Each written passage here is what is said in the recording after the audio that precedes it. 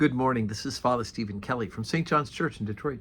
We're continuing our series of daily morning meditations where we generally look at one or another of the lessons that are assigned for morning or evening prayer, what is known as the daily office lectionary. And today, for Wednesday, let's take a look at the lesson that's assigned for morning prayer, the second lesson.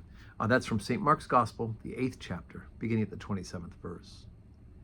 And Jesus went out and his disciples into the towns of Caesarea Philippi. And by the way, he asked his disciples, saying unto them, Whom do men say that I am?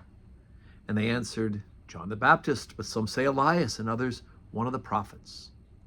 And he saith unto them, But whom say ye that I am? And Peter answereth and saith unto him, Thou art the Christ.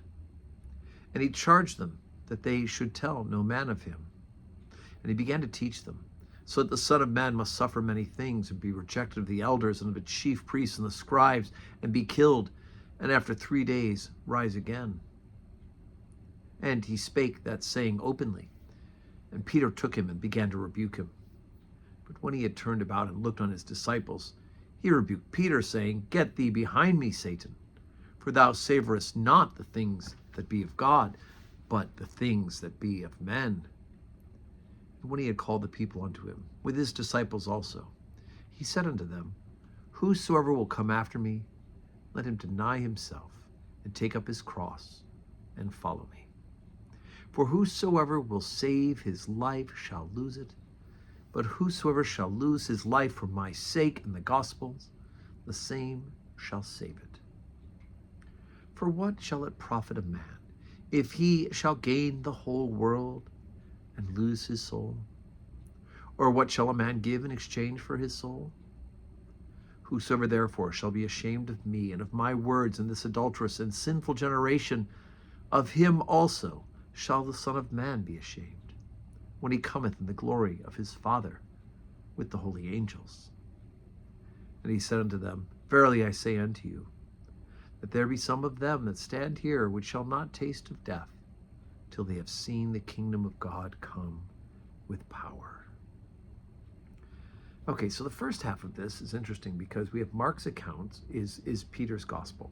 And so we have Peter giving the right answer to the question, who do you say that I am? But the other gospels record for us that it's at this moment that Christ renames Peter, calls him Cephas, or Peter the rock.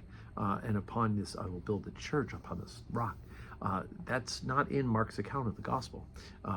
But what's in common then is that shortly after Peter gets it right, then Peter tries to tell Jesus he can't suffer, he can't die for sin, and that he wouldn't let it happen. And Jesus actually says, Get behind thee, Satan, right? And he says, so he's, on one hand, Peter's getting the right answers. On the other hand, he's getting the very long answers. And so that precipitates the teaching that then Jesus gives about losing our lives, right? This Christian life isn't about self-fulfillment, even though the world says we should go out and be self-fulfilled and self-actualized. The Christian life is taking up your cross and following Jesus, right? Is to think less of yourself and to think about yourself less often and put Christ first and the work of salvation and the work of bringing other people to know Jesus first, not our own selfish self-interests. So it's important for us to remember that, right? Deny yourself, take up your cross. Whoever shall save his life will lose it, and whosoever shall lose his life for my sake and the gospel's, the same shall save it. And this next line, what shall it profit a man if he shall gain the whole world and lose his soul? Or what shall a man give in exchange for his souls? And unfortunately, we see lots of people who are willing to compromise their faith, compromise their salvation in a lust for power, prestige, money, right? They've sold their souls for the almighty dollar or for power and importance.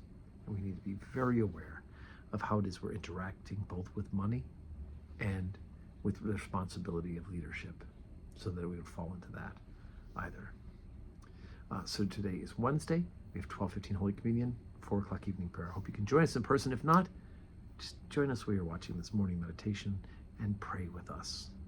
And may you have a wonderful Wednesday that's full of blessings.